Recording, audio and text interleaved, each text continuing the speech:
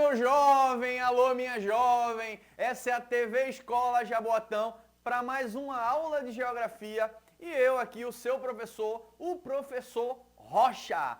Eu tenho certeza que essa aula sobre Geografia do Brasil vai te ajudar muito a entender um processo super importante que é o processo de formação territorial do nosso país.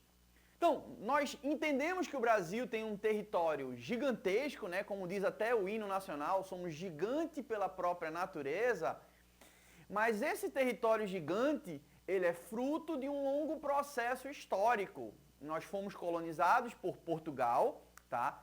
Mas na divisão que foi feita entre Portugal e Espanha, pelo chamado Tratado de Tordesilhas, o Brasil não era desse tamanho que é hoje. Inclusive, você pode ver aí nesse mapa, inclusive um mapa muito bonito, que o Brasil era relativamente muito menor, de fato, do que é hoje. E aí a chegada dos portugueses, obviamente buscando explorar novos territórios, essa imagem, digamos aí, representa esse momento da chegada dos portugueses, que muita gente usa a expressão o descobrimento do Brasil. Enfim, eu considero meio que um mito essa ideia do descobrimento do Brasil, porque descobrir é algo que é desconhecido. E o Brasil, obviamente, era habitado por muitos povos, tá? Os povos indígenas que viviam aqui.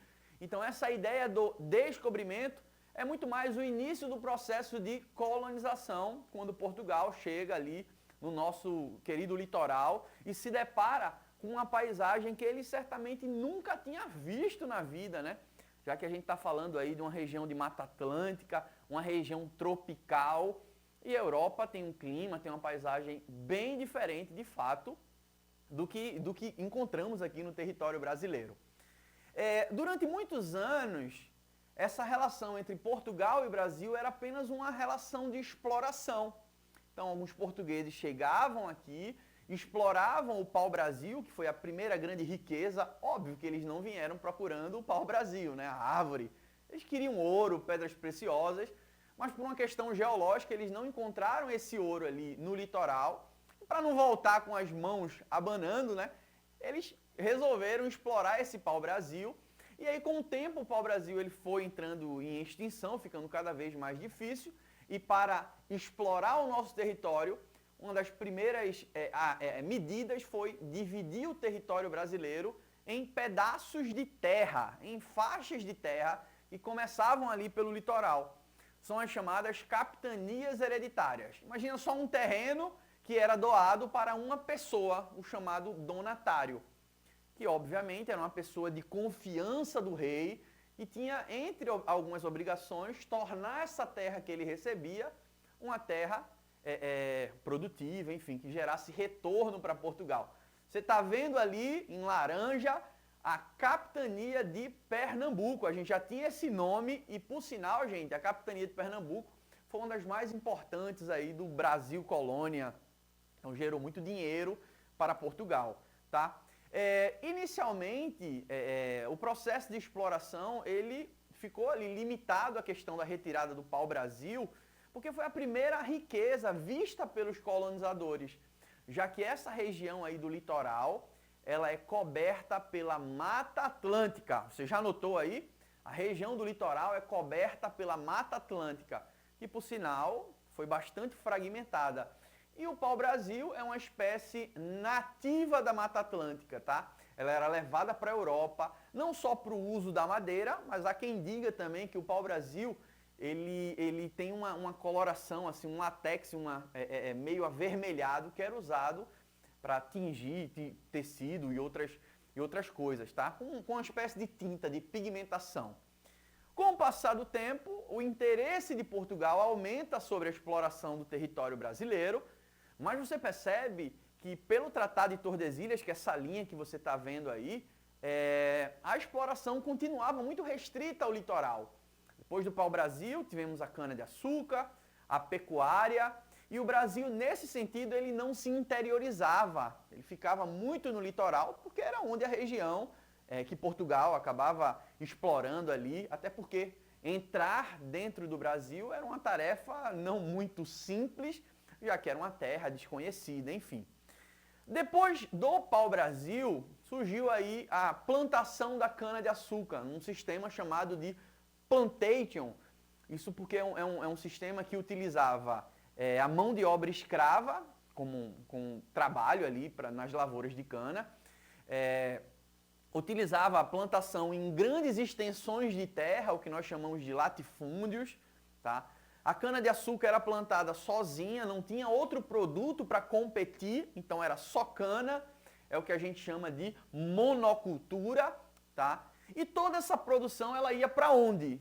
Ela ia para a Europa, né? Então não era uma produção visando a economia brasileira, e sim visando a economia europeia. Então a cana-de-açúcar, ela atraiu muita gente ali para o litoral, e uma outra atividade que despontou dentro daquele contexto foi a pecuária. Porque muitas vezes, assim, os engenhos abrigavam os senhores de engenho, outras pessoas, escravos também, e a necessidade de leite, de carne, de transporte, tudo isso fez com que a pecuária, ela fosse, que é a criação animal, né, ela fosse praticada ali próximo aos engenhos. Posteriormente, a pecuária ela também ajuda na interiorização do Brasil, através ali do Rio São Francisco, tá, que por sinal, carinhosamente é chamado de Rio dos Currais, tá, em referência aos animais que eram criados ali na margem do Rio São Francisco. Então a pecuária também ajudou nesse processo de interiorização, ou seja, sair do litoral e ir para o interior. Uma outra atividade super importante desenvolvida aí ao longo do território, assim, da formação do território brasileiro, você está vendo ali aquela manchinha preta, isso aqui nós temos as chamadas drogas do sertão. Como assim, Rocha? Drogas do sertão? Sertão você conhece que é uma região ali no interior do Nordeste, mas antigamente a expressão sertão, ela se referia a lugar distante do litoral. E ali, pela foz do rio Amazonas, principalmente jesuítas, pessoas ligadas à igreja, eles acabaram entrando pelo rio e descobriram a Amazônia. Era a primeira vez que Portugal ultrapassava o limite de Tordesilhas. E as drogas do sertão são especiarias, são plantas, raízes, que são encontradas na própria floresta amazônica. E é uma riqueza, gente, gigantesca. Além das drogas do sertão, nós temos aí um outro ciclo importante do Brasil, que é o ciclo da mineração. Inclusive tem um estado brasileiro, né, chamado Minas Gerais. Então ali por volta do século XVII, século XVIII, a descoberta de ouro e pedras preciosas no interior do Brasil, já que Minas Gerais ele não está no litoral, Minas Gerais inclusive nem é banhado pelo Oceano Atlântico, é uma região que fica no interior. A descoberta de pedras preciosas, não só em Minas, mas ali no atual estado de Goiás também, gerou um grande ciclo, um grande deslocamento de pessoas em busca dessas pedras preciosas. Interessante, gente, uma informação bacana para você anotar aí, que nessa época a capital do Brasil era a cidade de Salvador, na Bahia, uma das regiões mais importantes economicamente falando aí do Brasil colônia. Mas agora Minas Gerais era o top, né? Era o point, todo mundo queria ir para Minas Gerais. Só que para chegar em Minas e para sair de Minas, você tinha que passar por um porto. E como Minas não é banhado pelo litoral, o porto utilizado era o porto do Rio de Janeiro. Então passou a ser também a capital, uma cidade importante dentro daquele contexto ali da transformação do espaço geográfico. Nesse processo de interiorização, eu poderia citar aí dois grupos de pessoas que foram importantes para fazer o Brasil literalmente aumentar, né? Porque se não houvesse esse processo de interiorização, o Brasil seria bem menor do que é.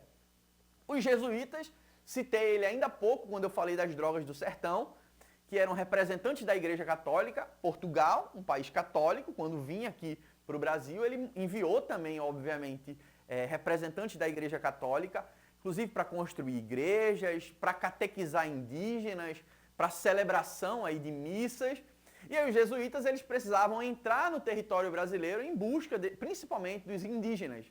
E assim eles passaram do Tratado de Tordesilhas, né, da linha de Tordesilhas. Já os bandeirantes, eles não tinham uma missão tão nobre assim, porque eles eram contratados, recebiam dinheiro para entrar no Brasil, para entrar dentro do interior brasileiro, né? Ou para capturar escravos que fugiam das fazendas, ou simplesmente eram os bandeirantes mineradores em busca de pedras preciosas. Ambos os dois, tá? Eles conseguiram interiorizar o Brasil e aí o Brasil aumentou de tamanho, foi aumentando de tamanho nas terras que antigamente pertenciam, deveriam pertencer à Espanha. Ok, gente? Beleza? A transformação que a mineração causou ali foi enorme. Muitas cidades cresceram, cidades importantes de Minas Gerais hoje, tá? Mariana, Ouro Preto, cresceram no auge da mineração, no auge do ouro. E aí você observa que no século XIX o Brasil já tinha uma economia literalmente mais diversificada, além do café, cacau, fumo, algodão, ouro e diamante, drogas do sertão, a própria cana-de-açúcar. Só que no século XIX, principalmente no finalzinho e início do século XX, a atividade que passou a ser mais importante é aquela que está no cantinho ali da tela, que é o café. O café se deu super bem, principalmente ali na região do Rio de Janeiro, na região também do atual estado de São Paulo, tá? E aí um fato interessante, gente, nesse contexto do café, quem trabalhou inicialmente foram os escravos, tá? Você está vendo até essa imagem aí. Só que ocorreu no auge do café a liberação do trabalho escravo. Então muitos imigrantes acabaram vindo para o Brasil. Principalmente eu vou destacar aí os italianos e os japoneses que vieram para trabalhar aí nas fazendas de café. E eles foram assim fundamentais também nesse processo de formação do território brasileiro. Quando falamos de café, anote aí, o estado mais importante dentro desse ciclo é o estado de São Paulo. A partir daí, São Paulo passou a ser a cidade mais importante do Brasil, mas isso é assunto para uma próxima aula, tá? Eu vou deixar um desafio aqui. Você sabe que Jaboatão vivenciou esse ciclo, tá? Importante, uma cidade histórica. E aí eu gostaria que você desse uma pesquisada, pode ser num livro, pode ser com uma pessoa mais antiga. Eu quero que você pesquise ali próximo à sua residência um ponto histórico importante, ou de repente próximo da sua escola, no bairro que você mora. E aí, sobre esse ponto, você vai escrever ali no caderno o que é que ele tem ali, o que foi vivenciado dentro daquele ponto histórico.